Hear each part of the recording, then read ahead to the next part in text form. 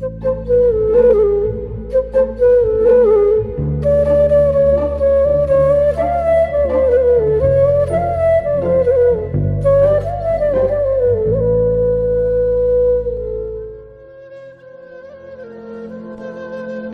नहीं मेरी कैलाशी नानी अब इस संसार में है भी कि नहीं, परंतु उनकी स्मृति इतनी ताज़ा है कि आज भी कैलाशी नानी वही अपनी मैली सी घुटने के ऊपर तक की धोती और फटी हुई मिर्ज़ई पहने, बगल में रोटी और नमक की पोटली संभाले और हाथों में गायों को हाँकने का डंडा लिए न जाने कितनी बार आँखों के सामने घूमती हुई दिख जाती हैं। वह गंवार अनपढ़ स्त्री, जिसे अक्षर का भी ज्ञान न था, सहज ही भुला देने योग्य न थी। मेरी नानी ना होकर भी वह मेरी नानी थी। मेरे मामा के गांव में मामा के घर से हटकर उनका छोटा सा झोपड़ा था, लिपा पुता साफ। उस झोपड़े में ना तो कोई दरवाज़ा था जो कभी बंद हो सके और न ही दूसरा कोई सामान। बर्तनों के नाम पर कुछ मिट्टी के ठीकरे थे और बिस्तर की जगह थोड़ा पुआल पड़ा था। यही मेरी कैलाशी नानी की गृहस्थी थी। पड़ोसी ही उनके परिवार वाले थे और गांव के बच्चे उनके परमेश्वर। हाँ, तो मेरी कैलाशी नानी उस गांव के रहने वालों के जानवर चराने ले जाया करती थी। उस गांव में करीब 40 घर थे और प्रत्येक घर से एक सेर अनाज चढ़ाई में मिल जाया करता था। कैलाशी नानी की जीविका यही थी। इसी में कैलाशी नानी का दान पुण्य हो जाया करता था और इसी अनाज को बदलकर उन्हें रोज़ के व्यवहार के लिए नमक, मिर्च, मसाला भी लेना पड़ता था। पैसे तो गांव वालों को वैसे ही बड़ी कठिनाई से देखने को मिलते थे। कैलाशी नानी की तरह गरीबनी को पैसे का दर्शन दुर्लभ होना ही चाहिए। इस प्रकार जीवन बिताकर भी कैलाशी नानी दुखी न थी।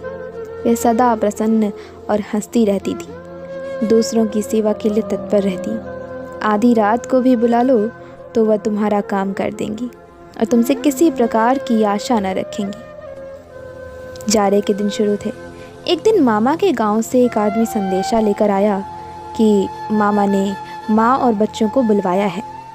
जब तक माँ ने मामा के घर चलने की तैयारी न कर डाली, तब तक हम भाई बहनों ने उन्हें तंग कर डाला। सबसे बड़ा भाई मैट्रिक में था, इसलिए उसे छोड़कर हम सभी भाई बहनों को लेकर आखिर एक दिन मामा के घर आ गई। माँ के साथ आने वाले भाई बहनों में मैं सबसे बड़ी थी। मेरी उम्र 10-11 वर्ष थी। हम भाई बहनों को मामा के घर में और तो कुछ अच्छा ना लगता, पर मामा के घर से 100 फुट दूर एक नदी बहती थी। उसमें नहाने और कैलाशी नानी के साथ ढोर चराने के लिए जाने में बड़ा आनंद आता था। कैलाशी नानी जिस जगह ढोरों को ले जाती थी, वहाँ दूर तक जहाँ तक दृष्टि जाती सब हरा ही हरा दिखाई पड़ता था। दूर दूर तक आम, पीपल और ढाक के वृक्ष थे। इनकी घनी छाया में दोपहर को आराम करते गांव के छोटे बच्चों का एक झुंड नानी के नेतृत्व में ढोर चराने निकल जाता। वहाँ केवल ढोर ही ना चराए जाते थे, वहाँ कहानियाँ भी कही जाती, पहेलियाँ पूछी जाती और कभी कभी रामलीला का खेल भी खेलते। हम भाई बहनों को इस ग्रामीण जीवन में बहुत सुख मिलता। एक भाई बहुत छोटा था, वह तो माँ के साथ ही रहता था। हम 3 भाई बहन प्रायः रोज़ कैलाशी नानी के साथ जंगल में भाग जाते। मुझे याद है, हम लोग घर के अच्छे से अच्छे भोजन को ये कहकर छोड़ देते थे कि अच्छा नहीं बना, और सच ही वह अच्छा ना लगता था। कैलाशी नानी की जंगल में सूखी रोटियां नमक या कभी चटनी के साथ खाने में जितना स्वाद आता था, उतना स्वाद कभी किसी भोजन में नहीं आया। रोटियां भी गेहूं की नहीं, न जाने किस तरह के नाज मिलाकर बनाई जाती थी। कैलाशी नानी को हर घर से एक ही नाज तो मिलता न था। कहीं गेहूं, कहीं जौ, ज्वार, मक्का, उड़द, मूंग, अरहर सब मिलाकर इकट्ठा कर देती और रोज़ आवश्यकता अनुसार किसी की चक्की से पीस लाती और दूसरे दिन के लिए रोटियां सेक रखती थी। यही उनका प्रतिदिन का आहार था। यही रोटियां वह सबको खिलाती थी और हम लोग बड़े स्वाद से खाते थे। कभी कभी गांव के दूसरे बच्चे नदी में धोती फैलाकर मछली भूनते।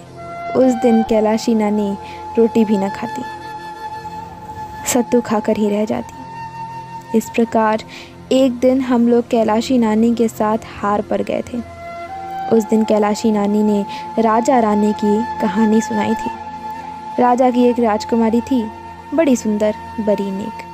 किंतु एक दिन जब वह नदी पर नहा रही थी, तब परियों के देश के एक राजा का राजकुमार आया और राजकुमारी को घोड़े पर बैठाकर ले भागा।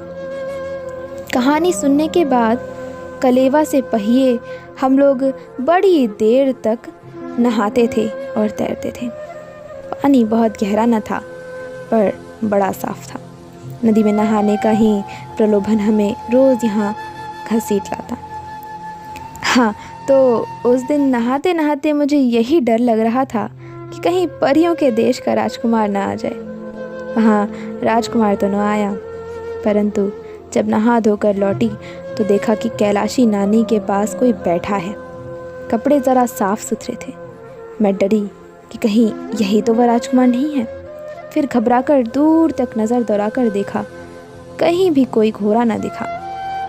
मैं बेफिक्र हो गई। ये राजकुमार नहीं है, वह होता तो घोड़ा ज़रूर होता। बाद में कैलाशी नानी से मालूम हुआ कि वह गांव का ज़मींदार है और कैलाशी नानी को हर महीने ढोड़ चढ़वाई में 5 सेर अनाज देता है। वो वहीं हम लोग के पास ही पीपल के पेड़ की जड़ पर बैठ गया और हम सब भाई बहनों के बारे में कैलाशी नानी से बातचीत करने लगा।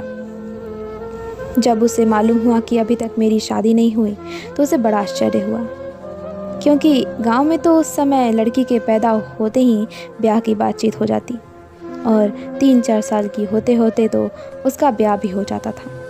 उसने स्वर धीमा करके कैलाशी नानी से कहा कि क्या कुल में कोई दाग है जो इतनी बड़ी लड़की अब तक कुंवारी है?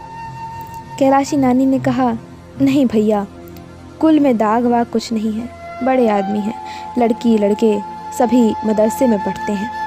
यही बिटिया रामायण बाँच लेती हैं, अंग्रेजी पढ़ती है, जब पढ़ लेगी तब लायक वर देखकर ब्याह करेंगे। ज़मींदार जितनी देर तक बैठा रहा, बार बार हमें ही देखता रहा। दूसरे दिन जब कैलाशी नानी ढोर ढीलने आई तो छोटे भाई बहन अभी सोकर नहीं उठे थे, इसलिए मैं अकेली ही नानी के साथ निकल गई। कलेवा करने से पहले हम सब बच्चे फिर नदी पर नहाने गए। जब हम जा रहे थे तभी वह ज़मींदार फिर आया। वह कैलाशी नानी को बड़ी देर तक कुछ समझाता रहा। उसे कैलाशी नानी ने हाथ जोड़कर कुछ अस्वीकार किया। ज़मींदार ने कुछ न सुनकर नानी के पल्लू में ज़बरदस्ती कुछ बांध दिया। हम लोग भी रोटी खाने आए, पर आज कैलाशी नानी रोज़ की तरह खुश न थी। उनके चेहरे पर एक तरह की उदासी थी जो छिपाए न छिपती थी। उन्होंने हमें खिलाया पिलाया और फिर कहानी सुनाने बैठी, किंतु कहानी में उनका मन न लगा। अन्य दिनों की तरह जब मैं बच्चों के साथ ढोर हाँकने जाने लगी तो जाने न दिया। उन्होंने मुझे अपने पास ही बिठाए रखा। मैंने ज़िद की तो मुझे डांट भी दिया। शाम हो चुकी थी। माँ तुलसी के पास दिया जला रही थी। कैलाशी नानी छिपती हुई सी माँ के पास आई और इशारे से बुलाकर अलग कमरे में ले गई। उन्होंने माँ से कहा कि वह अपने बच्चों समेत जल्दी से जल्दी घर वापस चली जाए, कारण कि वह ज़मींदार हम दोनों बहनों को अपने नालायक पुत्रों की वधू बनाना चाहता है। ज़मींदार का मेरे मामा से बहुत दिनों से बैर चल रहा था। शायद वह अपने इस बैर का बदला इस प्रकार लेना चाहता था। वह चाहता है कि कैलाशी के साथ ढोर चराने जाने पर वह हम दोनों बहनों की मांग में अपने पुत्रों से सिंदूर भरवा दे। इस प्रकार हम दोनों बहनें उसकी पुत्र वधुएं बन जाएंगी। मामा जानकर भी कुछ न कर सकेंगे। इस काम में वह कैलाशी नानी की सहायता लेना चाहता था, इसलिए 10 रुपये उनके पल्लू में ज़बरदस्ती बांध दिए थे। 40 रुपये काम पूरा हो जाने पर देने का वादा किया था। कैलाशी नानी ने शपथ लेते हुए वह 10 रुपए कमर से निकाल कर माँ को दिखाए और फिर बोली, बिटिया झूठ नहीं कहती, मेरे पास तो 10 पैसे भी नहीं, फिर ये 10 कलदार कहाँ से आए? ये उसी अधर्मी ने बांध दिए हैं। तुम बिटिया को लेकर चली जाओ। जिस गांव का ज़मींदार इतना अधर्मी है, तुम यहाँ फिर ना आना। बिटिया का शादी ब्याह करके ससुराल भेज कर ही फिर आना। कैलाशी ने यह भी कहा कि वह हमारे चाहते ही इन रुपयों को ज़मींदार के आगे फेंक देंगी। अधर्म का पैसा वह कभी स्वीकार न करेगी। मुझे याद आया कि एक दिन एक अन्नी लेकर मैं नानी के साथ चली गई और कैलाशी नानी ने मुझसे लेकर वह बहुत संभाल कर रख ली। शाम को लौटकर वह माँ को वापस कर दी। माँ ने जब वह इकन्नी उन्हीं को वापस दे दी तो कैलाशी नानी के चेहरे से ऐसा भाव टपक रहा था जैसे उन्हें कहीं का खजाना मिल गया हो। कई बार इकन्नी को उलट पुलट कर देखने के बाद कैलाशी नानी ने उसे कमर में खोस लिया। माँ को जाने कितने आशीर्वाद देती हुई वह गई थी। वही कैलाशी नानी आज कमर में 10 कलदार बांधे थी। कल ज़रा सी बात पर 40 रुपए और मिलने वाले थे, पर कैलाशी नानी अधर्म का पैसा नहीं लेना चाहती थी। उन्होंने कहा कि अगले दिन वह हमें वहाँ से भेजे बिना ढोर चराने नहीं जाएंगी और ज़मींदार के रुपए उसके दरवाजे पर जाकर फेंक देंगी। फिर तो चाहे वह महीने का 5 सेर अनाज भी बंद कर दे। कैलाशी डरती नहीं, वह कहीं भी जाकर ढोर चराकर पेट पाल लेगी। माँ उसकी बात पर विश्वास नहीं कर पा रही थी। कोई कैसे उनकी पुत्रियों की मांग में सिंदूर भरकर घर में रख लेगा? मेरे पिताजी प्रसिद्ध वकील हैं, वे ज़मींदार को जेल खाने की हवा खिला सकते थे। फिर भी माँ कैलाशी नानी के आग्रह को न टाल सकी। दूसरे दिन वह हमें लेकर घर चली आई। तब से आज तक कैलाशी नानी का हमें कोई समाचार नहीं मिला था। दोस्तों, आपको ये कहानी कैसी लगी? अगर अच्छी लगी हो तो लाइक, शेयर और कमेंट ज़रूर करें। और हाँ, ऐसी और मनोरंजक व ज्ञानवर्धक कहानियाँ सुनने हेतु हमारे चैनल को सब्सक्राइब ज़रूर करें। धन्यवाद।